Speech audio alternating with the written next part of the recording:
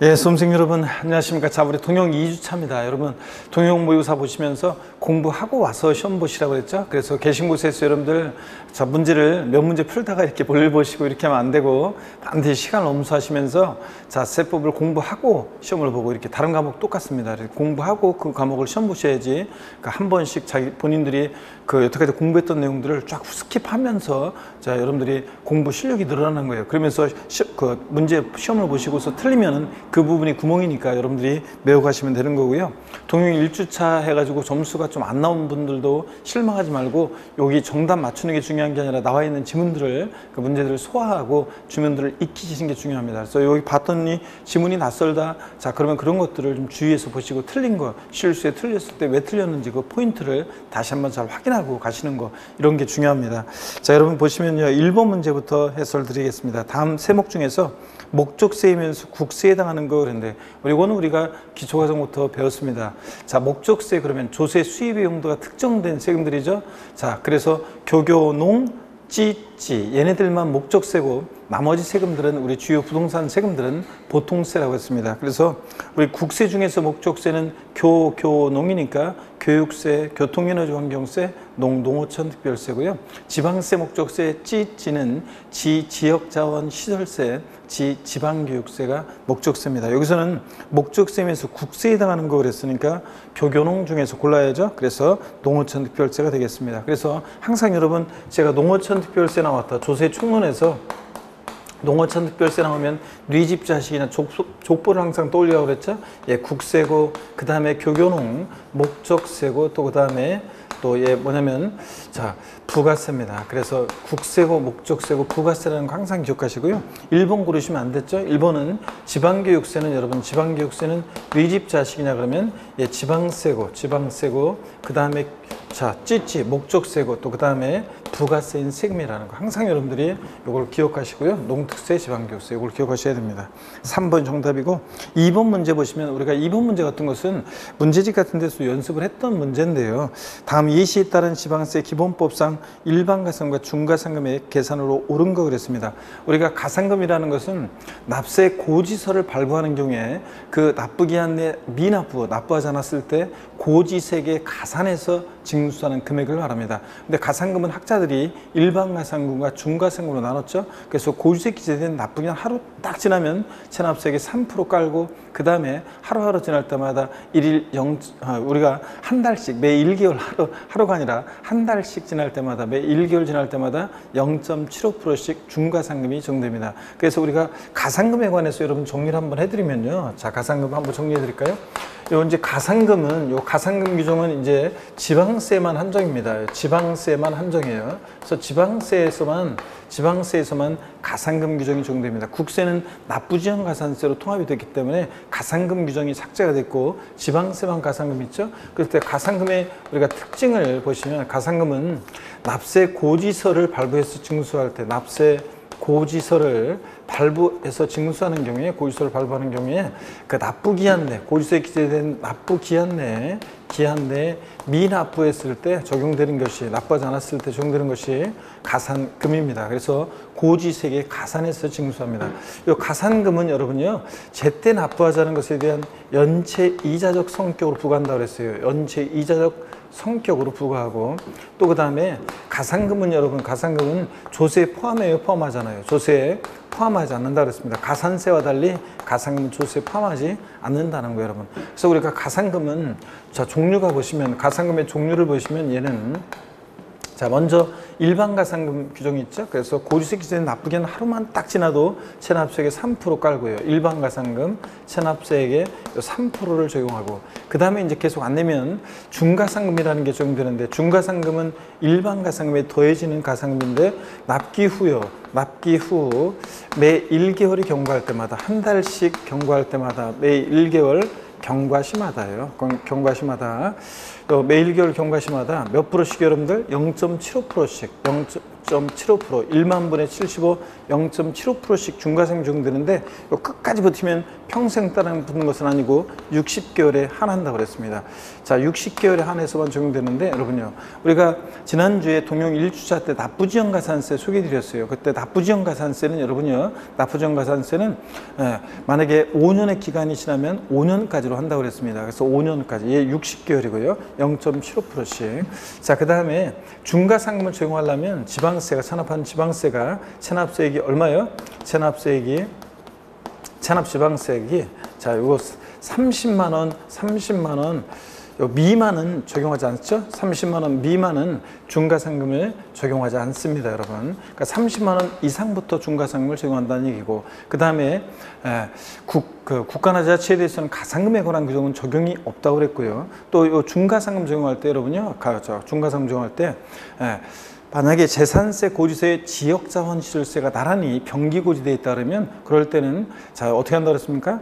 납세 고지서별이 아니라 세목별로 재산세가 30만 원 미만인지, 국세는 지역자원시설세는 30만 원 미만인지 세목별로 30만 원 미만인지 판단한다, 이런 것도 배웠습니다. 자, 그럴 때 여러분요, 우리가 이 문제를 보시면요, 이 문제는 어떻게 된 거냐면, 자, 여기 한번 보세요, 여러분들. 이 문제는 지금 보니까 고지세 기재된 납부기한이요, 토지분이니까 토지분 재산세니까, 자, 언제입니까? 9월 30일이죠. 그럼 9월 30일 납부기한 하루만 딱 지나도 이게 이렇게 해놓으라 했어요. 10월 1일 해놓고요. 10월 1일 됐다 그러면 일반가상금 3%가 적용됩니다. 일반가상금 요거 3% 적용되고요.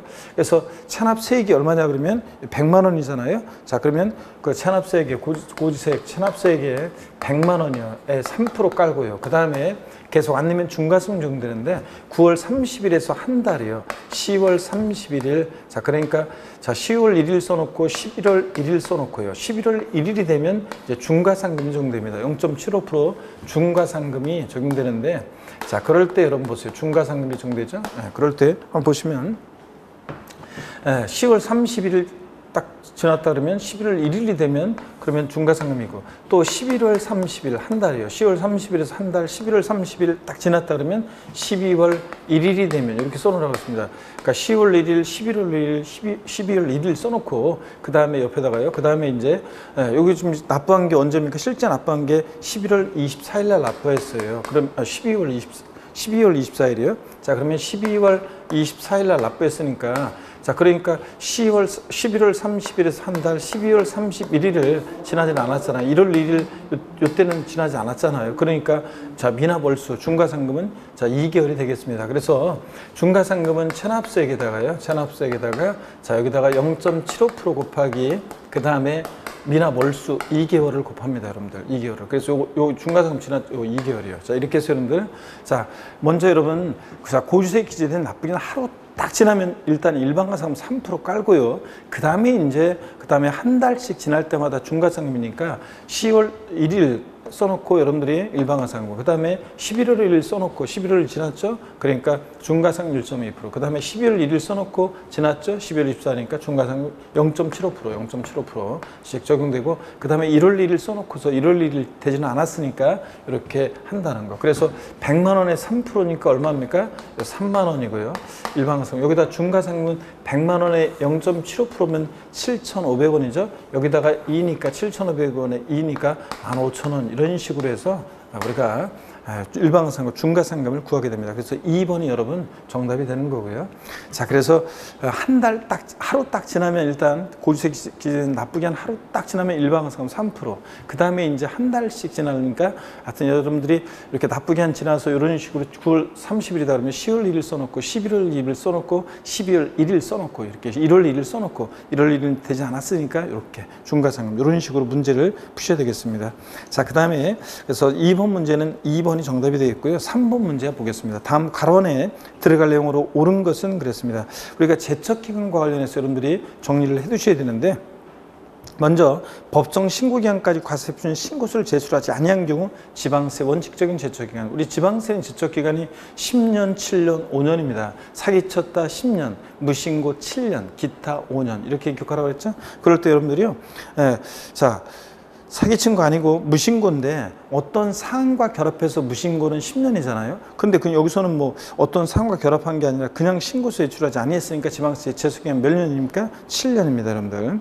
그 다음에 두 번째 보니까 사기나 그 밖에 부정한 행위로 지방세를 포탈환급, 자, 경감받았다. 제척기간 몇 년이냐? 사기쳤다. 지방세 역시 몇 년입니까? 10년입니다. 사기치면 10년. 그 다음에 세 번째로 부담부 증여에 따라 증여세와 함께 과세되는 소득세 과세표준 신고서를 법정 기한 내 제출하지 아니한 경우 제척기한 그랬습니다. 여러분, 우리가 자, 상속세나 증여세, 부담부 증여 시 소득세는 어떻게 였어요? 15년, 15년, 10년이요. 양도소득세 같은 일반 국세는 10년, 7년, 5년. 그 다음에 상속세나 증여세, 부담부 증여 시 소득세는 15년, 15년, 10년. 사기쳤다 15년, 무신고 15년, 기타 10년입니다. 근데 상속세나 증여세, 부담부 증여 시 소득세입니다. 그러면 부담부 증여 시 소득세는 증여세 규정을 따라가요. 그렇기 때문에 요거, 자, 사기친 거 아니고 그냥 신고기한 내 신고 제출하지 아니했다. 몇 년입니까? 15년 되겠습니다. 지급번은 15년 되고요. 그 다음에 자, 네 번째 거 보니까 지방세로서 체납액이 5천만 원 이상인 경우 소멸시효는 몇 년인가? 자, 지난 1주차 때도 제가 정리해 드렸는데요. 여러분, 우리가 지방세가 소멸시효가 작년까지는 금액 상관없이 무조건 5년이었다가 올해부터 5천만 원 미만은 5년, 5천만 원 이상의 지방세 소멸시효는 요게 자, 5천만 원 이상의 지방세 소멸시효는 몇 년입니까, 여러분? 요거 자 10년이 됩니다. 그래서 5천만 원 미만은 5년, 5천만 원 이상부터는 10년 소멸시효. 이렇게 금액에 따라 바뀐 거. 국세는 5억 원 미만은 5년, 5억 원 이상의 국세는 소멸시효가 몇 년이에요? 요거 10년. 이렇게 해서 여러분들이 요거 꼭 2020년 개정세법 알아두라고 그랬습니다. 그래서 리을번은 여러분요, 5천만 원 이상은 10년이 되겠습니다. 자, 그 다음에 맨 마지막 거 보니까 납세자가 사기나 그 밖에 부정행위로 양도세를 포탈환급 경고받았다. 제척기간 10년입니다. 근데 여러분 요거 역외거래라는 것도 한번 알아두세요.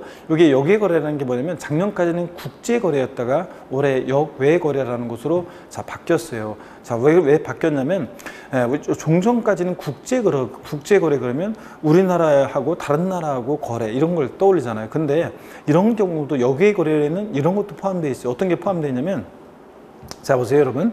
만약에 우리나라 거주자들끼리 국외에 있는 자산을 거래하잖아요. 그런 것도 이제 역외거래로 포함을 합니다. 자, 그래서 역외거래의 경우에 부정한 행위다 그러면 역외거래는 이렇게 어떻게 돼 있냐면 15년, 10년, 7년 이렇게 돼 있어요. 사기쳤다 15년, 무신고 10년, 기타 자, 7년이요. 그래서 15년, 10년, 7년 이렇게 돼 있습니다. 15년, 10년, 7년이요. 자, 사기쳤다 15년, 무신고 10년, 기타 7년 이렇게 15년, 10년, 7년 역외거래는 이렇게 돼 있거든요. 자, 그래서 자, 미음번은 여러분 요게 사기쳤으니까 역외거래 부정한 행위니까 여기 15년이 됩니다. 그래서 3번이 정답이에요. 여러분들 이런 것도 한번 혹시나 해서 역외거래 같은 것도 좀 알아두시면 되겠습니다. 자, 이렇게 해서 여러분들 제가 다시 한번 제척 기간을 쭉 한번 여러분들 정리해 드릴 테니까 잘 한번 보세요, 여러분들. 우리가 지금 제가 쭉 말씀드린 것을 다시 한번 쭉 정리해 드립니다, 여러분.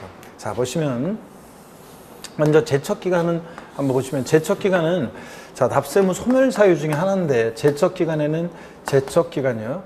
이 제척 기간에는 소멸시효 같은 중단이나 정지 제도가 없다고 그랬습니다, 여러분들. 자, 소멸시효에 있는 중단이나 정지 제도가 없다는 거. 자, 그래서 압류는 제척 기간이 중단하는 사유이다. OX예요. X입니다. 압류는 납세고지, 독촉, 납부채고, 교부청구, 압류 이렇게 세금내랑 액션이 있으면 소멸시효가 중단하는 사유지 제척기간 중단과 정지도가 없습니다. 자, 그랬을 때 사기쳤을 때요. 사기 등의 부정한 방법으로 조세를 포탈환급 경감받았다. 그랬을 때 자, 여러분 보시면 지방세는 사기쳤다 그러면 몇 년입니까, 여러분? 10년입니다. 자, 그 다음에 무신고, 신고기한 내 신고하지 않았다. 무신고 몇 년이에요? 7년입니다. 다만 무신고긴 무신고인데 어떤 사안과 결합해서 무신고예요. 상속이나 증여를 원인으로 취득하는 경우인데 신고기한 내 신고를 제출하지 않았다. 이렇게 어떤 사안과 결합해서 무신고는 몇 년이다? 요거 자, 어떤 사안과 결합해서 무신고는 요 10년이라고 그랬습니다. 10년이요. 자, 그 다음에 여러분요, 또 보시면, 기타요. 기타 나머지 일반적으로는 이게, 자, 10년, 7년, 5년입니다, 여러분. 자, 이렇게 해서 된다는 거. 그래서 높이로 외우시면 돼요. 리듬 타면서 10년, 7년, 5년, 이렇게.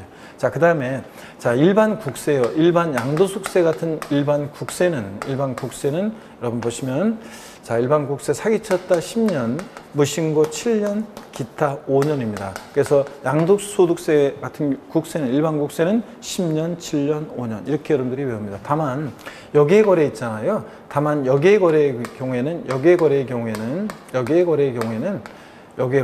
여기거래는 사기쳤다는 몇 년입니까, 여러분? 15년. 금방 했죠? 15년. 그 다음에 역시 여기거래. 자, 여기거래는 몇 년이냐? 10년.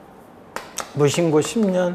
자, 그 다음에 기타, 자, 여기거래의 경우는 하여튼 여기거래는 이게 자, 7년이에요. 이렇게 해서 여러분들 어떻게 외우시냐면, 자, 여기거래의 경우에는, 자, 일반 국세는 10년, 7년, 5년인데 여기거래의 경우에는 자, 15년, 10년, 7년입니다. 15년, 10년, 7년. 사기쳤다 15년. 자, 그 다음에 무신고 10년, 기타 7년. 이렇게 된다는 거 한번 알아둡니다. 15년, 10년, 7년. 이렇게 리듬 타면서 외워둬야지. 그렇지 않고 그냥 머리로 외우면 헷갈리더라고요. 그래서 저 같은 경우도 그냥 리듬 타면서 입에서 툭 튀어나와야지, 이런 것들을. 그래서 머리로 생각하면 이게 10년에 15년 막 헷갈린단 말이에요. 그러니까 자, 여기거래의 경우 15년, 10년, 7년 이렇게 외우시고요. 그 다음에 상속세나 증여세, 또 그 다음에 부담부 증여시 소득세예요. 부담부 증여시 소득세는, 부담부 증여의 경우에 양도소득세 같은 소득세는 자, 어떻게 되느냐, 제척기간 어떻게 됩니까? 15년, 10년,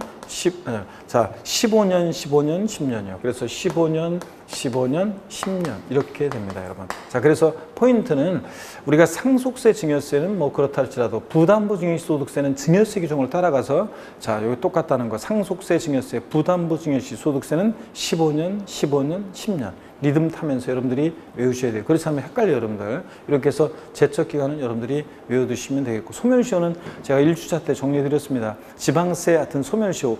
자, 이게 금액에 따라 달라진다는 거. 5천만 원 미만은 5년, 5천만 원 이상은 10년에 소멸시효 적용된다. 꼭 외워두시고요, 여러분들이. 자, 그 다음에 4번 문제 보겠습니다. 다음은 지방세 기본법 및 국세 기본법상 납세무 성립시기가 틀린 거 그랬습니다. 자, 먼저요, 국세 가산세에 관한 납세무 성립시기가 올해 개정이 됐어요. 복잡하게 개정이 되는데 납부지원 가산세가 신설이 되면서 복잡하게 바뀌었습니다. 그래서 동그라미 1번에 보면 국세기본법 47조에서 1항 1호 2호에 따른 납부지원 가산세 있잖아요. 법정 납부기한의 경과로 1일마다 그날이 경과한테 되는데, 이것은 뭐냐면 우리가 1일 그 동그라미 1번에다가 여러분이 앞에다가 이렇게 놓으세요. 이건 어떤 거냐면 요때 납부지원 가산세는 1일 0.025%예요. 자, 우리가 납부지원 가산세 하루하루 지날 때마다 1일 0.025%, 1십만 분의 25로 납부지원 가산세 적용되는 그 납부지원 가산세, 1일마다 0.025% 적용되는 이 납부지원 가산세는 그 1일마다 그 납부기한 경과 후, 자, 1일마다 그날이 경과하는 때, 1일마다. 그래서 1일을 기억하시고요, 1일을. 그 다음에 2번 국세기본법 47조에서 자, 1항 3호에 따른 납부지원 가산세는 어떤 거냐면 요거는 동그라미 2번에다 해놓으세요. 요거는 자, 3%. 자, 우리가 납세 고지서를 발부하는 경우에만 적용되는 요 3% 요 납부지원 가산세, 납세 고지서가 발부되는 때 적용되는 이 납부지원 3% 적용되는 납부지원 가산세 있죠? 요거는 그 법정 납부기한, 그 납부기한이 경과하는 때입니다. 법정 납부기한이 경과하는 때 납세무가 수당적으로 성립해요. 또 우리가 이제 또 보면 납부지원 가산세가 어떤 게 있냐면 또 이런 게 있어요. 우리가 신고불성실 가산세 그대로 있잖아요. 우리가 의무위반의 정도에 따라 국세, 양도세 같은 신고 납부하는 세금 신고기한 하루 딱 지났다 그러면 의무위반의 정도에 따라 40, 20, 10%에 우리가 신고불성실 가산세 적용되잖아요. 그 신고불성실 가산세는 그때 신고불성실 가산세, 무신고 가산세는 그때는 이제 자, 법정 신고 기한이 경과하는 때 이렇게 돼 있어요. 신고란 말이 들어가 있어요. 그러니까 신고불성실 가산세 적용되는 납부지원 우리가 국세 가산세는 무신고 과소신고 가산세는 그거는 이제 그 신고 기한이 경과하는 때 신고란 말이 들어가 있어요. 그래서 한번 이런 것들 이렇게 나눠져 있다는 것들을 눈에 한번 여러분들 익혀두시면 되겠습니다. 근데 3번 보십니까? 물론 이제 그 밖에 이제 국세, 그 밖에 국세는 가산세 어느 때 납세무 성립하느냐? 가산할 국세 납세무 성립하는데 가산할 국세 납세무 성립하는데 이렇게 돼 있어요. 자, 5번 보니까 지방세 가산세 돼 있잖아요. 가산할 지방세 납세무 성립하는데 그러니까 무슨 얘기냐면 취득세 신고납부 불성실했을 때 가산세는 취득하는 때 납세무 성립한다는 거예요. 등록에 대한 등록면허세 신고납부 불성실했을 때는 등기 등록하는 때 납세무가 성립한다 그런 얘기입니다. 그래서 5번 같은 가산세는 하여튼 그 신고납부하는 세금 그 세금 따라가요. 자, 그런 거. 국세도 기타 국세는 그 국세 따라가요. 그 밖에 국세 그러면은 자, 어떻든 간에 1번, 2번을 납부지원 가산세에 관한 것을 나눠서 여러분들이 주의하시면 되겠습니다. 그래서 1번 같은 것은 1일 0.025% 정도 될 때 납부지원 가산세, 동그라미 2번 같은 것은 이거 납세 고의소를 발부하는 경우에 3% 정도 되는 납부지원 가산세, 이거 납세무 성립식입니다. 3번 보면 여러분요, 제3번 및 균등민 주민세는 과세 기준일에 납세무 성립하는데 언제라고 했어요? 7월 1일이요. 7월 1일. 우리가 재산세 지난 동일 1집사 때 문제 나왔어요. 재산세, 친구, 지역자원시설세, 특정부동산분, 그리고 종합부동산세는 어느 때 납세무 성립한다고 그랬습니까, 여러분 제가? 재산세, 그리고 친구, 지역자원시설세, 특정부동산분, 그리고 종합부동산세는 어느 때 납세무 성립한다? 과세 기준일인데 매년 언제입니까? 6월 1일. 근데 주민세 재산분과 균등분하고 구별을 하셔야 됩니다. 얘네들은 7월 1일이고요. 그 다음에 등록에 대한 등록민세는 재산권과 그 밖의 권리를 등록한 후 60일 경과하는데 여러분 그리고 답 맞춰야죠. 자, 등록에 대한 등록민세는 그 재산권과 그 밖의 권리를 등기 등록하는 때입니다. 자, 이거 전도 아니고 후도 아니고 등기 등록하는 때요. 우리가 취득세는 어느 때 납세무 성립하느냐? 취득세 대상 물건을 취득하는 때고 등록에 대한 등록민세는 등기 등록하는 때입니다, 여러분. 때. 자, 그래서 60일이 경과하는 때 틀렸습니다. 4번 정답이고요. 이렇게 해서 여러분들 납세무 성립식이 또 계속 우리가 이제 납세무 성립 확정 소멸에 관한 부분 중요하다고 그랬잖아요. 계속 잘 보셔야 되겠습니다. 5번 문제 보시면 그래서 4번 문제는 4번이 정답이고요. 5번 문제 보시면 지방세 기본법상 기한 후 신고 및 수송 신고에 대한 설명이 다 틀린 거 그랬습니다. 우리가 기한 후 신고와 수송 신고가 자주 나오는 건 아니지만 그래도 여러분들이 이거 좀 주의해서 여러분들이 알아둘 필요가 있다고 그랬습니다. 그랬죠, 여러분들? 네. 자, 한번 보시면요. 먼저 1번 법정 신고기한 내 신고서를 제출하지 아니한 자가 하는 게 기한 후 신고죠. 신고기한 내 신고하지 않았지만 뒤늦게 신고를 하면 조세 포탈 우려 가능성이 줄어들고 또 과도한 가산세 부담을 납세자는 덜 수 있고 또 과세권자는 일손도 덜어주고 자, 그러니까 혜택을 주겠다는 얘기입니다. 자, 기한 후 신고는 신고기한 내 신고서 제출하지 아니한 자가 하는 게 기한 후 신고고 수송 신고는 신고기한 내 신고서를 제출한 자가 과소 신고했을 때 하는 게 수송 신고입니다. 자, 먼저 2번 봅니다. 기한 후 신고는 지자체장이 지방세법에 따라 그 지방세 과분과 세, 가산세에 포함한 금액을 결정하여 통지하기 전까지 할 수 있다. 언제까지 기한 후 신고할 수 있냐? 고지서 날라오기 전까지요. 신고기한 하루만 딱 지나도 보세요. 신고 납부하는 세금은 납세무자가 1차적으로 납세를 확정할 수 있는 권한이 있는데 신고기한 하루 딱 지나면 자, 납세무 확정 권한은 과세권자한테 넘어가고 가산세 하루만 딱 지나도 가산세 적용되고 과세권자가 다시 세금 계산해서 납세 고지서를 발부하기 전까지 기한을 신고할 수 있습니다. 자, 수송 신고는 경정 통지 전까지. 자, 그 다음에 할 수 있고 기한 신고는 결정 통지 전까지 할 수 있습니다. 고지서 받아버리면 못해요. 그 다음에 3번 보면 우리 여러 번 봤어요. 이거 연습했는데 법정 신고 기한 지난 날부터 1개월 내에 만약에 기한 신고에 따르면 과소 신고 가산세 및 납부불성실 가산세 100분의 50을 경감한다는데 틀렸어요, 여러분들? 뭐가 틀렸습니까? 일단 납부불성실 가산세는 보세요. 기한 후 신고나 수송 신고는 신고에 관한 거니까 납부불성실 가산세는 적용되지 않습니다. 또 틀린 게 있어요. 뭐요? 과소신고 가산세. 이거는 수송신고가 신고기한 내 신고했는데 적게 신고한 자가 과소신고한 자가 하는 거니까 수송신고 때 과소신고 가산세를 감면해 주는 거고 기한 후 신고는 신고기한 내 신고세에 제출하지 아니한 자에 대해서 적용되는 거니까 무신고 가산세가 적용됩니다. 자, 다시요. 그래서 과소신고 납부불성실 가산세 다 틀렸습니다. 무신고 가산세 100분의 50을 경감합니다. 자, 우리 기간에 따라서 이거 외웠어요. 신고기한 지나서 1개월에 기한 후 신고했다면 무신고 가산세 50% 감면. 1개월 초과 3개월 내다 그러면 3개월 내 같으면 자, 무신고 가산세 30% 감면. 그 다음에 3개월 초과 6개월 내 같으면 무신고 가산세 20% 감면이요. 그래서 기한 후 신고 감면율 무신고 가산세 신고가산세 감면해 주는데 50, 30, 20%입니다. 여러분 아셨죠? 이렇게 꼭 외워두시고요.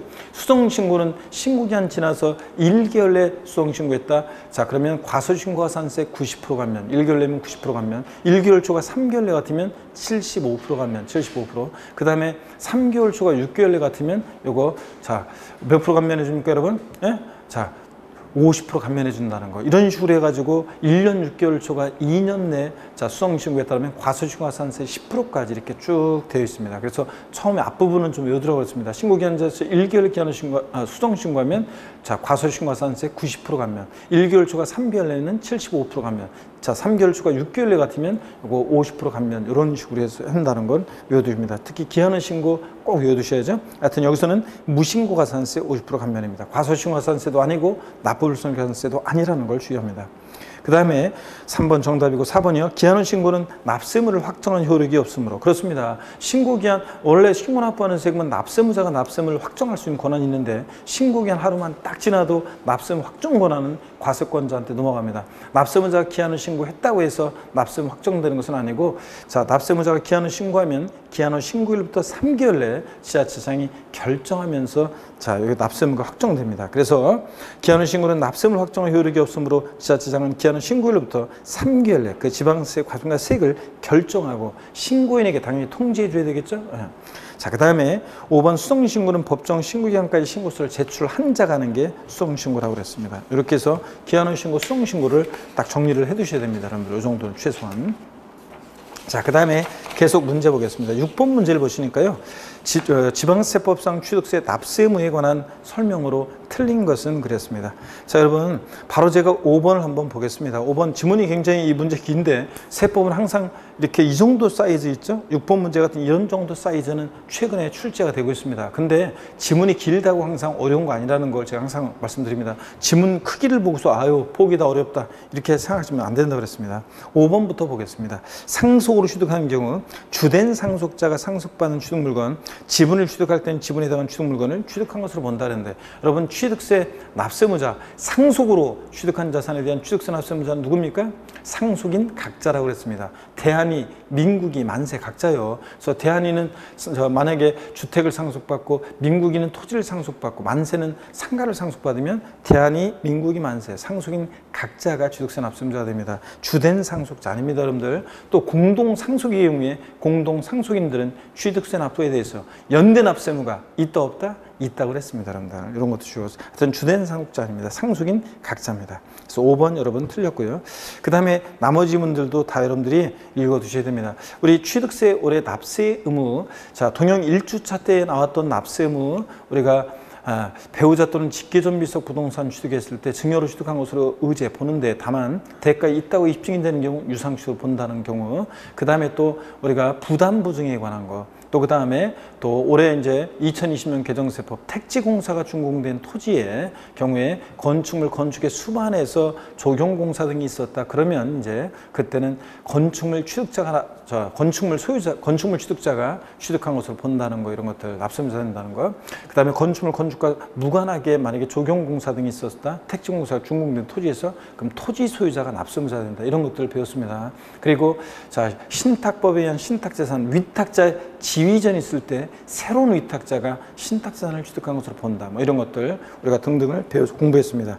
자, 그리고 뭐 자, 마음 착한 삼형제 스토리를 통해서 상속재산이 협의해서 분할이 됐다가 재분할로 추가 취득하는 부분은 증여받아 취득한 것으로 본다. 다만 상속에 따른 취득세 신고 납부기한 내 재분할인 경우는 그러하지 아니하다. 상속 취득한 걸 보지 않는다. 그때는 증여로 그러니까 상속 취득한 걸로 본다는 거, 증여로 취득한 것으로 본다 해서 제외하는 거니까 이런 것들을 여러분들 정리를 해 두셔야 되겠습니다. 자, 어떤 간에 이제 그런 것들 우리가 기본서라든가 같은 요약집이나 뭐 이런 교재를 보면 납세무, 취득세 납세무자에서 이렇게 이제 뒷동네에 있는 것들을 자, 1주차 때 주로 좀 받고, 그 다음에 오늘은 앞동네에 있는 것들을 쭉 이렇게 한번 이 문제를 통해서 공부해 두셔야 되겠습니다. 납세무자는 올해 출시된다고 그랬잖아요. 자, 1번 같은 거 보니까 외국인 소유 차량을 직접 사용하거나 국내 대여시설 이용자에게 대여하기 위해서 임차 수입할 때는 수입하는 자입니다. 이거 포인트는 대여시설 이용자 X입니다. 수입하는 자고. 그 다음에 2번 선박 차량 기장비 종류 변경하거나 토지 지목을 사실상 변경으로써 가액이 증가한 경우에 취득한 것으로 의지합니다. 이때 자, 누가 납세무자가 되냐 그러면 지목 변경, 종류 변경, 시점의 소유자가 납세무자가 된다. 이런 것들을 배웠습니다. 2번 간주 취득이요. 그 다음에 3번 건축물 중 조작 설비 그 밖에 부대 설비에 속하는 부분으로서 그 주체 구조 하나가 돼서 건축물로서의 효용 가치를 이루고 있는 것에 대해서는 그러니까 엘리베이터, 에스컬레이터 같은 자, 이런 것들 건축물에 부착 설치될 때는 주체 구조와 일체가 돼서 효용 가치를 이루고 있는 것에 대해서는 그 주체 구조부 취득자, 건물주 외자가 가설한 경우에도 주체 구조부 취득자가 함께 취득한 것으로 본다고 그랬습니다. 그렇죠, 여러분들? 예, 그래서 이거 납세무자는 주체 구조부 취득자, 건물 취득자지 가설한 자 X 그랬습니다. 4번 보니까요. 주택조합과 주택재건축조합이 및 소규모 재건축조합이 해당 조합원용으로 취득하는 조합주택용 부동산은 누가 납세무자가 되냐? 조합원이 납세무자가 된다 그랬습니다. 다만 조합원에게 귀속되지 않는 부동산은 제외한다. 즉 비조합원용 부동산은 납세무자가 조합원이 되는 것에서 제외하는 거니까 조합이 납세무자가 된다 그랬습니다. 자, 다시요. 조합원용 부동산은 누가 납세무자? 조합원. 그 다음에 비조합원용 부동산은 누구? 조합이 납세무자가 된다. 이런 것들 배웠습니다. 자, 이렇게 해서 5번이 정답이 되겠고요. 7번 문제 보겠습니다. 지방세법상 취득세에 관한 설명이다. 옳은 것은 그랬습니다. 1번 취득세 납세지가 분명하지 않다 그러면 취득 물건 소재지입니다. 여러분 등록관청 소재지라고 하는데 틀렸죠? 우리가 납세지 불분명할 때 여러분 보실래요? 자, 납세지가 불분명하다.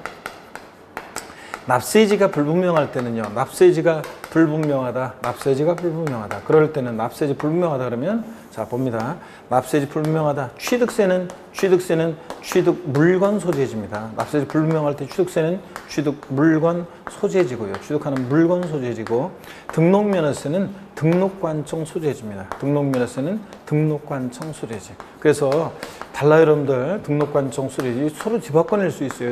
뒤바꿔내면 다릅니다. 그래서 등록관청 소재지하고 물건 소재지는 다릅니다. 그래서 다를 수 있기 때문에 취득세는 취득 물건 소재지고 납세지 불분명할 때 등록면허세는 등록관청 소재지입니다. 서로 뒤바꿀 수 있는 거 주의하시고요. 자, 그래서 여러분 1번 틀렸습니다. 취득 물건 소재지고요. 2번 보니까 부동산이 공유물인 때는 그 전체 가액을 과세표준에서 각각세를 정한다는데 틀린 것은 어디가 틀렸어요? 전체 가액이 아니라 자, 우리가 공유물을 취득할 때는 그 취득할 때 지분이 있을 거 아니에요. 그래서 그 취득 지분 가액 있잖아요. 취득할 때 그 취득 지분 가액을 과세표준에서 이 취득 지분 가액을 과세표준에 해가지고 각각의 세율을 적용합니다. 전체 가액 틀렸습니다. 취득 지분의 가액을 말합니다. 자, 그 다음에 3번 같은 취득 물건이 둘 이상 지자체에 걸쳐 있어서 대통령 영유정헌법에 따라 소재별 안 분화돼 그 과세표준은 취득 당시 가액을 취득 물건의 소재별 면적비로 나눠 계산한다. 틀렸는데 뭐가 틀렸어요? 면적비로 아니고 뭐라고 했습니까? 시가순액비로 나눈다고 그랬습니다. 그래서 여러분들, 자, 그래서 우리가 이것도 등록면허세하고 한번 또 비교를 해드리면 이렇습니다, 여러분. 등록면허세하고 비교를 해드리면 이래요. 자, 우리가 자 납세지 한번 또 비교해 봅니다. 아까 납세지 불분명할 때 자 얘기 드렸고 이번에는요. 자, 둘 이상의 지자체에 해당할 때, 둘 이상 지자체에 해당할 때, 둘 이상의 지자체에 해당할 때 납세지 한번 비교해 보겠습니다. 납세지를 비교해 보면 자, 먼저 취득세는 여러분요. 둘 이상의 지자체에 해당한다. 어떤 토지를 취득하는데 서울특별시 송파구하고 경기도 성남시에 있는 토지를 취득한다. 그럴 때 취득세는 한 곳에 몰빵하지 않고 소재지별로 어떻게 한다? 안분합니다. 소재지별로 안분해서 각각 납세지로 합니다. 자, 근데 어떻게 안분 계산하냐 그러면 어떻게 안분 계산하냐면 자, 요거 면적 비율의 시가표준액 비율을 시가표준액 비율로요. 시가표준액 비율로 각각 안분해서 각각 납세지로 합니다. 자, 면적 비율 X입니다. 근데 등록면허세는 같은 등록에 관계되는 재산이 둘 이상의 지자체에 해당한다 그러면 등록면허세는 한 곳에 몰빵이에요. 등록관청 소재지예요. 등록관청 소재지를 납세지로 합니다. 그래서 요거 서로 뒤바꾸는 것을 여러분들 항상 주의하라고 했습니다. 자, 그래서 3번은 여러분이 요거 시가편액비율로 나눠 계산한다는 거. 자, 그 다음에 4번 보니까 유상승계 취득으로서 그 계약상 장부질이 명시되지 않은 경우는 등기를 취득일로 본다. 자, 여러분 취득세 취득 시기 매매 같은 유상승계 취득은 원칙 언제입니까? 계약상 잔금지급일. 자, 계약서상 거래 당사자는 계약상 잔금지급입니다. 근데 명시가 안 돼 따르면 계약일로부터 60일 경과란 날이죠. 계약일로부터 60일 경과란 날이지 등기일로 한다. 사실상 잔금지급일로 한다. 틀려요. 계약일로부터 60일 경과란 날이고. 그 다음에 국수공판법 같은 국가, 지자체, 조합으로부터 취득하거나 수입에 있어 취득하거나 공매, 경매 방법으로 취득하거나 물론 공매, 경매 방법으로 취득하거나 판결문에서 입증되는 경우, 자 물론 판결문에서 화해, 인락, 포기, 자백 간주한 경우 제외하고 법인장부로 입증되거나 이렇게 국수공판법 같은 객관적인 취득은 언제요? 사실상 잔금지급이고 제가 지금까지 제가 얘기한 이런 날들 이전에 등기를 먼저 언제고? 등기일이고. 자, 이래서 중빠른 날 이런 표현도 여러분들이 주의하라고 했습니다. 개인간 매매다 계약상 잔금지급일과 등기일 중빠른 날, 공매나 경매를 취득했다 그러면 사실상 잔금지급일과 등기일 중빠른 날 이런 거 표현 맞다는 거로 또 주의하라고 했습니다. 그럴 때 여러분요 매매 같은 유상승계 취득 하여튼 자 원칙 계약상 잔금지급일 명시가 안 됐다 계약일로부터 60일 경과하는 날, 국수공판법 같은 객관적인 취득은 사실상 잔금지급일 이런 날들 이전에 등기를 먼저 하면 언제다? 등기일입니다, 여러분. 자, 여기서는 그래서 자 4번 틀렸습니다. 계약일로부터 60일 경과하는 날이고 5번입니다. 상속 개시 후 상속받은 부동산에 대해서 각 상속인의 상속분이 확정돼서 등기가 된 후 요거 딱 보니까 마음 착한 삼형제 스토리네요. 마음 착한 형님이 자 부모님 돌아가시고 나서 일주기가 다가오는 어느 날 자 마음이 돌아가신 부모님 그냥 생각이 그냥 막 소록소록 나고 살아계실 때 살아생전에 못했던 것만 생각이 나고 마음이 울적해 소주 한 잔 마시다가 돌아가신 부모님 생각하면서 저 소주 한 잔 마시다가 동생들 생각이 났죠. 그래서 마음 착한 형님들이 자 상속재산은 협의해서 분할이 됐다가 요거 재분할하는 얘기 해드렸습니다. 다시 한번 볼게요. 상속 개시 후 상속받은 부동산에 대해서 각 상속인의 상속분이 확정되어 등기가 된 후 그 상속재산에 대해서 공동 상속인이 협의해서 재분할하는 결과 특정 상속인이 당초 상속분을 초과해 취득하게 되는 재산가액은 자 막내한테 좀씩 더 줬잖아요. 자 그럴 때 그 증여받아 취득한 것으로 본다고 그랬습니다.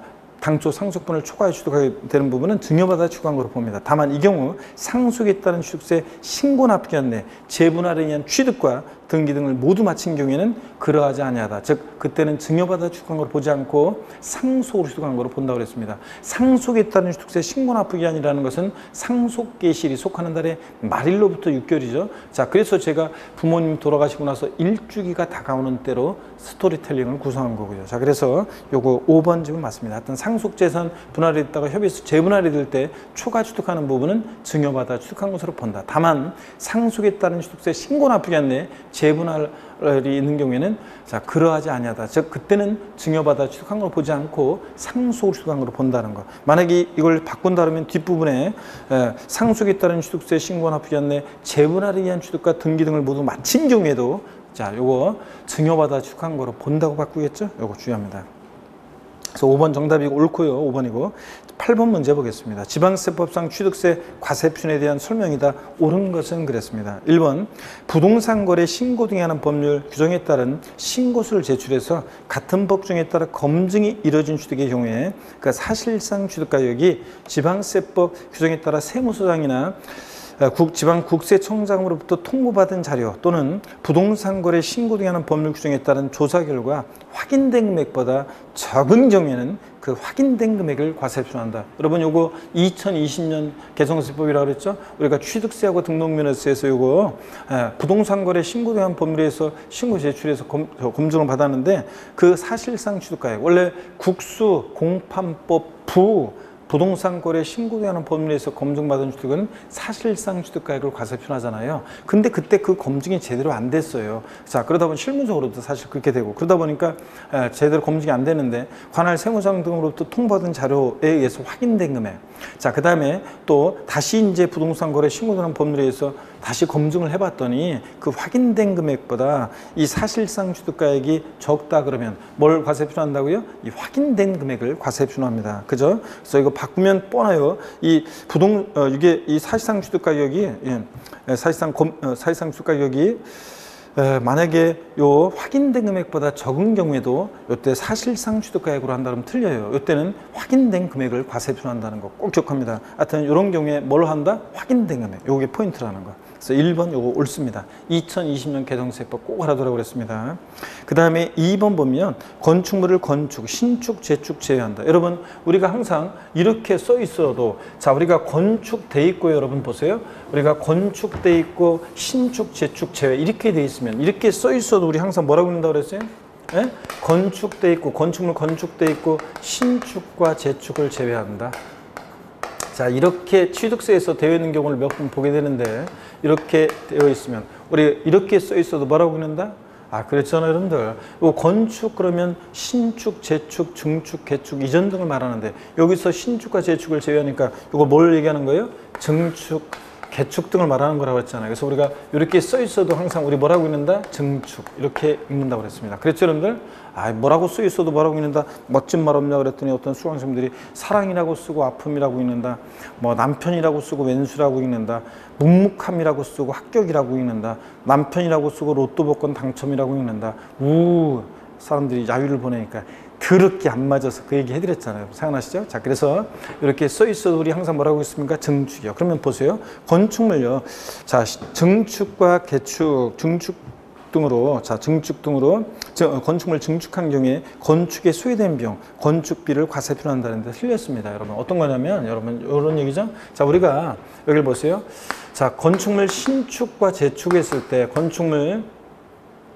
건축의 경우에 과세 표현 한번 비교해 볼 거예요. 건축물 건축의 경우에 과세 표준을 한번 비교해 보면, 자, 신축과 재축은 원시 취득이잖아요. 이렇게 원시 취득일 때는 취득세 과세 표준은, 여러분 취득세 과세 표준은 뭐로 합니까? 건축비요. 건축에 소요된 비용을 과세 표준 금액으로 합니다. 그래서 여기다가 원시 취득세 세율 2.8% 세율을 정하는 거예요. 자, 근데 건축물 우리가 증축이라든가, 자, 건축법상의 증축이나 또 지방세법상의 개수, 증축이나 개수 등으로 가액의 증가가 있을 때, 증축이나 개수로 가액의 증가가 있을 때, 가액의 증가를 취득했다고 의지하잖아요. 이런 간주 취득, 의제 취득의 경우에는 증축이나 개수로 가액의 증가했을 때, 자, 간주 취득, 의제 취득의 경우, 간주 취득이나 이런 의제 취득, 간주 취득의 경우는 뭘 과세 표현한다고 그랬습니까? 그 증축이나 개수로 가액의 증가가 있을 때 그 증가한 가액을 과세 표준으로 하잖아요. 간주 취득의 경우는 증가한 가액이죠. 토지 지목 변경으로 가액 증가했을 때, 차량 기회장 및 선박 종류 변경으로 가액 증가했을 때, 또 이렇게 건축물 증축이나 개수 등으로 가액이 증가했을 때는 증가한 가액을 과세 표현합니다. 서로 지금 이거 뒤바꿔서 낸 거죠. 그래서 신축, 재축, 원시 취득은 건축에 소요된 비용, 건축비를 과세 표현하고, 증축이나 개수로 가액이 증가했을 때는 그 증가한 가액을 과세 표준 금액으로 합니다, 여러분. 자, 이렇게 해서 자, 지문 2번 지문 틀렸고요. 자, 요거 신축, 재축, 제외한다. 즉 증축이기 때문에 이것은 증가한 가액을 과세 표현합니다. 3번 연부로 취득하는 경우는 연부 금액인데, 자, 우리 연부 취득의 경우 취득세 과세 표준은 연부 금액을 과세 표현합니다. 근데 매회 지급되는 계약상 연부 금액이라고 그랬어요. 사실상 지급되는 금액이라고 했어요. 매회 사실상 지급되는 금액이지 계약상 틀렸습니다. 괄호 안에 매회 계약상 틀렸습니다. 뭐예요? 사실상 지급되는 금액을 말하며 취득금액에 포함되는 계약보증금을 포함하고요. 자, 4번입니다. 지방자치단체로부터 부동산을 무상으로 취득하는 경우와 소득세법 규정에 따라 의한 부당해인 계산 부인 규정에 의한 거래로 인한 유상취득의 경우 사실상 취득가액을 과세 표현한다. 여러분 우리가 국수공판법 아싸 사실상 취득가격, 이거는 유상승계 취득일 때가 그런 거지, 국가나 자치로부터 무상으로 취득했다, 법인으로부터 무상으로 취득했다, 사실상 취득가격은 빵원이니까 자, 무상취득은 사실상취득에서 제외한다고 그랬습니다. 자, 그 다음에 또 꼭 주의할 게 부당행위 계산, 소득세법이나 법인세법 규정에 따른 부당행위 계산 부인 규정에 따른 취득도 부당하게 계산되는데 사실상취득가액을 인정하면 안 되잖아요. 그래서 무상취득과 부당행위 계산 부인 규정에 의한 취득은 사실상취득에서 어떻게 한다? 제외합니다. 그래서 여기서는 사실상 취득가액으로 한다니까 틀렸습니다. 사실상 취득가액에서 제외하고요. 그 다음에 5번입니다. 5번. 자, 5번도 여러분 최근 개정 내용이니까 주의해서 눈에 익혀둡니다. 붙박이 가구라든가 가전제품을 건축물에 부착하거나 일체를 이루면서 건축물의 효용을 유지 또는 증대시키기 위한 설비나 시설 등의 설치 비용 있잖아요. 이런 설치 비용도 시설 설치 비용도 사실상 취득 가격에 포함합니다. 제외한다고 했는데 틀렸어요. 여러분 우리가 사실상 취득 가액을 과세 표현할 때 사실상 취득 가액이라는 것은 자, 취득하기 위해서 거래 상대방이나 제3자에게 지급하였거나 지급할 일체 직접 비용뿐만 아니라 간접 비용도 포함합니다. 그래서 우리가 사실상 취득가액에 포함하는 것과 포함하지 않는 걸 쭉 배웠습니다. 그럴 때 자, 포함되는 것 중에 이렇게 이런 붙박이 가구나 가전제품 같은 뭐 이런 것들을 건축물에 부착하거나 일체를 이루면서 건축물의 효용을 유지 또는 증대시키기 위해서 들어가는 이 설비, 시설 등의 설치 비용 있죠. 이런 설치 비용, 시설 등의 설치 비용 이런 것도 사실상 취득가액에 포함합니다. 제외한다 틀렸습니다. 자, 그 다음에 9번 보겠습니다. 지방세법상 취득세 표준세율에 대한 설명이다. 틀린 것은 그랬습니다. 우리가 지난주에는 우리가 취득세, 우리 주택 유상거래로 인한 취득 시 법인 등의 취득에 대한 이 중과세요. 법인뿐만 아니라 개인 1세, 2주택, 3주택 이렇게 조정상지역 내냐 왜냐에 따라서 취득세 중과세율을 지난주에 개정 내용을 말씀을 드렸고요. 그렇지만 우리 취득세 표준세율 여전히 상산8, 무독립 8.15, 유십 20, 원팔 030 이건 여전히 중요하다고 그랬습니다. 자, 1번 봅니다. 상속으로 인한 취득으로서 농지. 자, 농지를 상속으로 취득했다 그러면 상속 나왔다. 암기 어떻게 해요? 상 3, 8에서 앞에 게 외적인 거죠? 농지면 상 3, 2.3%입니다. 농지 외의 것을 취득하면 상 3, 8이고 상속으로 취득했다. 상 3, 2.3 농지요. 그 다음에 사회복지사업자의 무상취득, 상속제외. 자, 사회복지사 우리가 무상취득 나왔다. 무독립 8, 1호입니다. 비영리 사업자가 증여나 기부받았다. 무독립 8, 2.8. 일반인이 증여나 기부받았다. 무독립 8, 1호, 3.5%입니다. 다만 올해 2020년 8월 10일 7월 10일 부동산 대책에 따른 우리 지방세법 개정에 따라서 조정대상 지역 내에서 3억 원 이상의 주택을 조정상 지역 내에서 3억 원 이상의 주택을 증여부로 취득했다, 무상 취득했다. 그러면 12%로 중과세합니다. 취득세 세율을. 자, 그래서 유상거래로 인한 취득세 표준세율 4%에다가 중과기준세율의 4배 합한 세율, 즉 12%로 중과세를 해요. 그런데 10% 중과세하는데, 자, 여기서는 여기서는 그때는 이제 그거는 우리가 이제 개인이 일반적으로 이제 증여받았을 때, 자, 증여받았을 때인데, 자, 다시요. 조정대상 지역 내, 정확히 얘기하면 조정대상 지역 내에서 3억 원 이상의 주택을 증여받았을 때입니다. 다시 한번 써드릴까요, 여러분? 그 얘기는. 우리 여러분, 제가 나눠드린 또 첨부한 여러분들 취득세, 우리 중과세율에 대한 개정 내용, 이번에 지방세법 시행령, 또 개정 내용, 그것을 반드시 여러분들이 다운받아서 보셔야 되겠습니다. 자, 그래서 그거 제 다음 카페에도 있고요, 자료가. 자, 그래서 우리 다운받아서 보셔야 되라고 그랬습니다. 나눠드렸었고 또 여러분들이 그걸 다운받아서 보셔야 됩니다. 자, 보시면 어떤 거냐면 여러분요, 보세요. 자, 우리가 조정대상 지역 내에서요, 조정대상 지역 내, 조정상 지역 외에는 상관없어요. 조정상 지역 외 지역은 그냥 무독립 8.15인데 조정대상 지역 내에서 우리가 3억 원 이상의 주택을 3억 원 이상의 주택을 자, 증여로 취득했다, 증여받았다, 자, 증여받았다. 자, 그러면 그때 취득세 세율은 12%입니다. 물론 이것도 예외가 있어요. 그래서 1가구 1주택을 딱 주택 하나 있는 1가구 1주택을 소유한 자로부터 배우자나 직계존 비속이 증여받았을 때는 그러하지 않다. 그때는 중과세를 적용하지 않고 그냥 무독립 8.15 적용합니다. 자, 그래서 비영리 사업자가 증여나 기부받았다. 무독립 8, 2.8%. 일반인이 증여나 기부받으면 무독립 8, 1호 3.5%입니다. 여기서는 자, 요거 무독립 8 맞고요. 3번 총유물의 분할로 인한 취득. 공유물, 합유물, 총유물 분할로 인한 취득은 0.30개 2.3%고 맞고요. 4번입니다. 건축물을 개수로 인해서 건축물 면적이 증가할 때 그 증가된 부분 1,000분의 22%요? 아니죠, 여러분들. 자, 틀렸습니다. 자, 우리 이거 했습니다. 어떤 거냐면 여러분 보세요. 이건 어떤 거냐면 우리가 건축물을 신축했다. 자, 건축물을 우리가 신축하면 원시 취득입니다. 신축은 원시 취득. 자, 그래서 원시 취득이니까 원팔 2.8% 취득세 표준세율이 적용됩니다. 신축이나 재축. 근데 건축물을 우리가 증축하거나 개수등을 합니다. 증축이나 개수등을 해요. 그래가지고 이렇게 면적의 증가가 있을 때, 요만큼 이렇게 면적의 증가가 있을 때, 면적 증가했을 때, 이 증가된 면적 부분 보세요. 이 증가된 면적 부분, 증축이나 개수는 원시 취득이 아니잖아요. 그런데도 자, 원시 취득으로 보죠. 면적 증가했을 때 원시 취득으로 봐서, 원시 취득으로 봐서, 원시 취득으로 보니까 원팔 2.8% 세율을 정합니다. 그래서 건축물 증축이나 개수로 면적이 증가했을 때 증가된 면적 부분은 원시 취득으로 봐서 원팔 2.8%입니다. 알겠네. 그래서 건축물 신축했을 때 세율과 증축이나 개수로 면적이 증가했을 때 전체 면적이 아니라 증가된 면적 부분에 적용되는 취득세 표준세율은 같다고 그랬습니다. 원팔 2.8%로. 그래서 여기서는 1,000분의 28이 돼야 됩니다. 4번 틀렸고요. 자, 5번입니다. 주택을 신축 또는 증축한 이후 해당 주거용 건축물의 소유자가 해당 주택의 부속 토지를 유상 취득했을 때 주택에 대한 취득세 세율을 적용한다 그러면 틀려요. 주택에 대한 세율을 적용하지 않고 일반 토지 취득의 세율을 정합니다. 그러니까 몇 프로예요?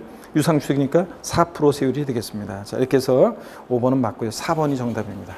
자, 10번 문제 여러분 가겠습니다. 10번 문제 보시니까요. 지문이 굉장히 긴데 여러분요.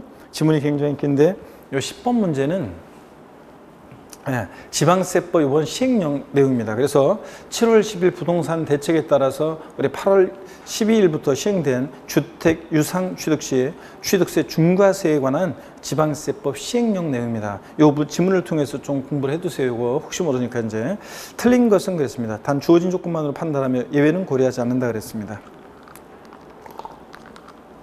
1번 지문 보시면요. 시가 순액이요. 지분이나 부속 토지만을 취득한 경우에는 전체 주택의 시가 순액을 말하는데 이 1억 원 이하인 주택에 대해서는요. 또는 사원에 대한 임대용으로 직접 생활 목적으로 취득하는 주택으로서 1구의 건물의 연면적 60제곱미터인 공동주택은 유상거래로 인한 주택 취득 시 취득세 중과세율 적용하지 않습니다. 우리가 조정상 지역 내 같으면 1세대 2주택이다 그러면 8%, 1세대 3주택 이상은 12% 중과세고 조정상 지역 외 지역 같으면 1세대 3주택 8%, 1세대 4주택부터는 12% 중과세할 때 그 중과세율을 적용하지 않습니다. 자, 어떤 경우냐고요? 시가 순액 1억 원 이하인 주택이라든가 아니면 사원에 대한 임대용으로 직접 생활 목적으로 취득하는 주택으로서 1구 건축 연면적 60제곱미터 이하의 공동주택을 취득한다. 자, 종업원이 후생복 주의한 거니까 이런 것들은 중과세 적용하지 않습니다. 그래야 되겠죠, 여러분들? 이런 것들. 그 다음에 그 외에도 이제 중과세에 제외되는 주택들이 더 많이 있습니다, 여러분들. 자, 그래서 뭐 등록 문화재 주택이라든가 또 가정 어린이집 주택이라든가 이런 것들 중과세하지 않는 것들이 있습니다. 자, 그 다음에 동그라미 2번입니다. 취득일 현재 65세 이상의 부모요. 자, 우리가 종부세나 양도소득세에서는 노부모 그러면 60세인데 취득세에서 노부모 동거부양은 65세입니다. 취득일 현재 65세 이상의 부모 중 어느 한 사람이 65세 미만인 경우 포함. 그러니까 양친 모두 65세 이상일 것을 요하지는 않고요. 를 동거부양하기 위해서 30세 이상의 자녀나 또 혼인한 자녀 또는 법령에 따른 소득 요건을 충족하는 성년의 자녀가 합강한 경우에는 각각 별도의 세대로 본다. 여러분 원래 있잖아요. 원래 30세 미만일 때는 30세 미만의 자녀는 주소를 주민등록을 달리해 놔도 동일한 세대원으로 봅니다, 여러분. 자, 악용하는 걸 막기 위해서. 근데 다만 30세 미만이어도요, 얘가 일정한 소득세법상의 소득이 있다거나, 자, 그럴 때는 또 주소가 달리되어 있을 때 각각 별도의 세대로 보기도 합니다. 자, 그런 거예요. 그럴 때 65세 이상의 부모를 동거부양하기 위해서 30세 이상의 자녀라든가 또는 혼인한 자녀라든가 또는 30세 미만이라더라도 일정한 소득 요건을 갖춘 자녀가 합가한 경우에는 각각 별도의 세대로 본다는 거. 자, 이렇게 세대, 주택수 계산할 때 각각 별도의 세대로 본다는 거 여러분 주의해서 한번 보시고요. 또 3번입니다. 조합원 입주권, 주택, 분양권, 오피스를 동시에 2개 이상 취득하는 경우에는 납세자가 정하는 바에 따라서 순차적으로 취득한 것으로 본다. 그러니까 취득 순서를 납세자가 정할 수 있다는 거 여러분 주의합니다. 그래서 이거 지자체 장이 정하는 순서에 따른다. 가격이 큰 것부터 취득한 것으로 본다. 이렇게 바꿀 수 있겠죠. 예. 그 다음에 4번입니다. 노인복지주택이라든가 가정 어린이집 주택이라든가 국가 등록 문화재 주택 같은 이런 것들은 중과세율 적용 대상 주택수에서 아예 제외시켜 줍니다. 얘네들은. 자, 그래서 1세대 몇 주택 갖고 있냐 그 주택수를 따질 때 자, 노인복지주택이라든가 노인복지주택, 가정 어린이집 주택이라든가 자, 국가 등록 문화재 주택은 아예 주택수에서 제외합니다. 당연히 그래야 되겠죠? 1세대가 몇 주택을 취득했느냐 따질 때 얘네들은 아예 주택수에서 제외합니다. 그 다음에 5번이요. 물론 이제 중과세율 대상에서 제외하는 거지 오해하면 안 돼요. 얘네들은 우리가 취득할 때는 취득세를 전혀 안 내는 게 아니라 일반 표준세율 대상에는 포함해요. 자, 표준 1에서 3% 그 표준세율 대상에는 포함하는 거고 중과세율 대상에서 제외하는 겁니다. 그 다음에 5번 보니까요. 국내에 주택을 일개 소유한 1세대가 그 주택을 소유한 상태에서 이사라든가 학업이라든가 취업이라든가 직장 이전 같은 이런 이와 유사한 사유로 다른 1주택을 추가로 취득한 후 3년 이내에 종전주택을 처분하면 우리가 조정상지역 내에서 1세대 2주택 두 번째 주택을 취득하면 그럴 때는 우리가 이제 중과세입니다. 8%로. 그럴 때 다만 자, 일식 2주택은 중과세에서 제외하는데 일반 표준세율 1에서 3% 세율 정합니다. 그럴 때 자, 이 일식 2주택 요건입니다. 자, 종전주택 그러니까 신주택 취득일로부터 종전주택을 몇 년 내에 팔아야 한다고요? 3년 내에 처분을 해야 되는데 둘 다 자, 여기 가로가 또 중요하죠. 자, 종전주택과 신주택 모두 조정상지역에 있을 때는 몇 년 내에요? 1년 내에 처분해야 됩니다. 종전주택을 신주택 취득한 때로부터. 그래서 요거 일식 2주택 요거 꼭 알아둡니다. 시행령에서. 그래서 일반적으로 일식 2주택 우리가의 경우는 취득세 조정상지역 내 1세대 2주택의 경우 중과세율 대상에서 제외하는데 다만 중과세율 대상에서 제외하고 표준세율 적용하는데 다만 그때 요 요건 반드시 알아둡니다. 일반적으로 몇 년이다? 3년. 근데 둘 다 조정상지역에 있을 때 몇 년? 1년 내 처분이요. 꼭 기억하고요. 그래서 여기서는 이 가로화가 틀렸습니다. 가로에 종전주택과 신주택이 모두 조정상지역에 있는 경우에 2년으로 되어 있는데 1년입니다. 1년. 자, 그래서 5번이 정답이고요. 11번 문제 보겠습니다. 지방세법상 취득세가 비과세되는 경우로 옳은 것은 그랬습니다. 1번에 환매 등기를 병행하는 부동산 매매로서 환매 기간 내에 환매권 행사로 인한 취득. 돈 빌려 온 동창들 얘기 드렸습니다. 자, 왔다 가고 갔다 오고 형식적 취득. 등기는 개인 간에 공짜로 안 해주니까 어떤 세율로 과세합니까? 이거 표준세율에서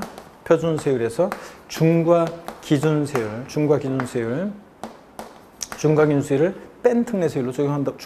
표준세율에서 중과기준세율을 뺀 특례세율이 적용됩니다. 그 다음에 2번 임시행장 등 존속기간 1년 이내에 임시건축물 취득으로서 고급락장으로 사용하는 경우. 자, 임시건축물은 자, 사성산 제외하고 임시건축물은 존속기간 1년 이내일 때 비과세입니다. 1년을 초과하면 과세고 어떤 세율로? 중과 기준세율 특례세율로요. 근데 여기서는 왜 틀렸어요? 존속기간 1년 이내더라도 사치성 재산이니까 무조건 어떻게 한다? 중과세입니다. 무조건 사성재산은 중과세입니다, 여러분들. 자, 그래서 여기 한번 또 보겠습니다. 그러면 여러분요. 자, 우리가 요거 임시건축물, 임시행장 같은 임시건축물이요. 제가 여러 번 적어드렸어요. 임시건축물. 사치성 재산 제외입니다. 지금 문제처럼 임시건축물이어도 사치성 재산이면 무조건 중과세고요. 자, 존속기간, 임시건축물은 존속기간 1년 이내일 때는 어떻게 하고요? 얼마 있으면 없어질 거니까 비과세고. 근데 존속기간이 1년을 초과하면 과세인데요. 초과하면 과세인데 어떤 세율로 여러분 이거 과세한다고 그랬어요? 어떤 세율로 과세한다? 중과 기준세율, 특례세율로 과세한다고 했습니다. 여기서는 하여튼 1년 이내지만 사실상재산이니까 무조건 중과세입니다. 자, 그래서 틀렸고요. 그 다음에 계수 보겠습니다.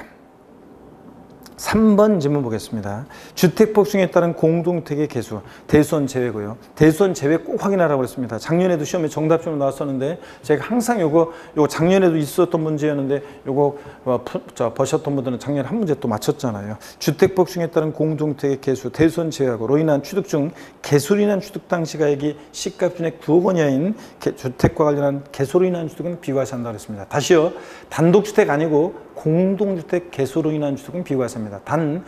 대수는 제외입니다. 그래서 공동주택 대수선으로 인한 취득은 취득세를 부과하지 아니한다 그러면 틀립니다. 과세입니다. 대수는. 그래서 이 3번 여기서는 옳습니다. 4번 지자체 조합에 기부 찬합을 조건 취득하는 부동산으로서 기부 찬합의 반대급부로 기부 찬합 대상물의 무상 사용권을 제공받은 경우는 어떻게 한다? 당연히 과세입니다.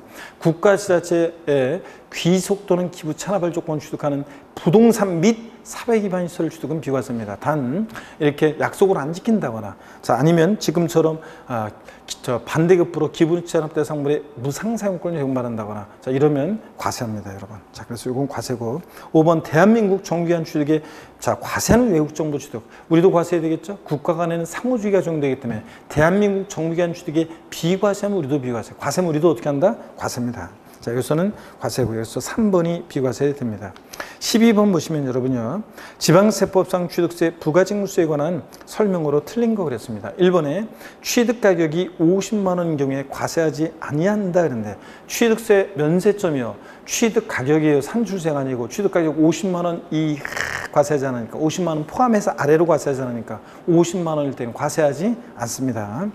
2번입니다. 토지를 취득한 자가 취득한 날부터 만약에 사람들이 잔머리 굴려서 2번 지문 같은 게 나온 거라고 그랬죠. 만약에 동그라미 1번 같은 면세점 규정만 있고 2번 같은 규정이 없으면 사람들이 50만 원어치씩 야금야금 취득한다고 그랬잖아요. 그래서 취득세 포탈하는 것을 막기 위해서 토지를 건축물 취득한 자가 취득한 날부터 1년 내에 그에 인접한 토지 건축물 취득한 경우에는 각각 전후에 토지 또는 1필의 토지 또는 1구 건축물 취득으로 봐가지고 면세점 규정을 적용한다고 했습니다. 그래서 면세점 규정을 적용한다는 것은 한 부분이 아니라 전체 전후의 취득 전체를 하나의 취득으로 봐가지고 이것을 50만 원 취득가격 50만 원 이하인지 판단한다 그런 얘기라고 그랬습니다. 그래서 이렇게 2번 지문 옳은 지문으로 한번 나온 적이 있습니다. 그래서 1번과 2번은 같이 세트로 여러분들이 기억하시면 되고요. 3번입니다. 취득세 과세 물건을 취득한 후에 그 과세 물건이 중과세 적용 대상이 됐을 때는 중과 대상이 된 날부터 며칠이요? 하여튼 취득세에서 올해 며칠 나왔다. 무조건 며칠입니까? 60일. 이내 중과세를 정해서 산출한 세액에서 이민납부한 세금 공제해 줄 때 가산세는 포함한 금액, 제외한 금액, 제외한 금액을 보통징수예요? 신고납부예요? 신고납부합니다. 그래서 우리가 추가 신고납부기한 나왔다. 취득세나 등록면허세에서 추가 신고납부기한 나면 60일 확인하고 그 다음에 30일 아닙니다. 60일 확인하고 가산세 포함해 제외 확인하고 신고 납부한다는 거 꼭 확인합니다. 보통징수 아니고요. 그래서 3번 맞고 4번 봅니다. 취득세 납세 의무가 있는 법인이 장부 등의 작성 보존 의무를 불성실했다. 이거 몇 프로 가산세입니까? 100분의 10%입니다. 100분의 20 틀렸습니다. 그 다음에 4번 정답이고 5번은 등기 등록을 필요하지 않냐는 취득세 과세 물건을 사실상 취득한 후 이를 신과장으로 매각하는 경우에 중과산세 규정이 적용되지 아니한다. 그렇죠, 여러분들? 우리가 취득 후 신과장으로 매각하면 산출세의 80% 중과산세 규정이 적용됩니다. 다만 등기 등록을 요하지 않는 재산은 중과산세 이용하지 않습니다. 물론 회원권은 제외예요. 골프연금 같은 회원권 애들은 등기 등록을 요하는 재산 아니지만 취득 후 신과장 매각하면 중과산세를 적용합니다. 어떠든 간에 하여튼 등기 등록을 요하지 않는 재산 중과산세 이용하지 않고 또 토지 지목 변경 과점주지 주식 취득 같은 간주 취득은 역시 자기를 전혀 드러내지 않고 싹 아싸리 포탈할 수 없으니까 중과산세 규정을 적용하지 않는다 그랬습니다. 일반 가산세만 적용돼요. 그래서 5번 맞고 4번 정답입니다. 그 다음에 13번 문제부터는요 잠시 쉬었다가 또 이어서 보도록 하겠습니다.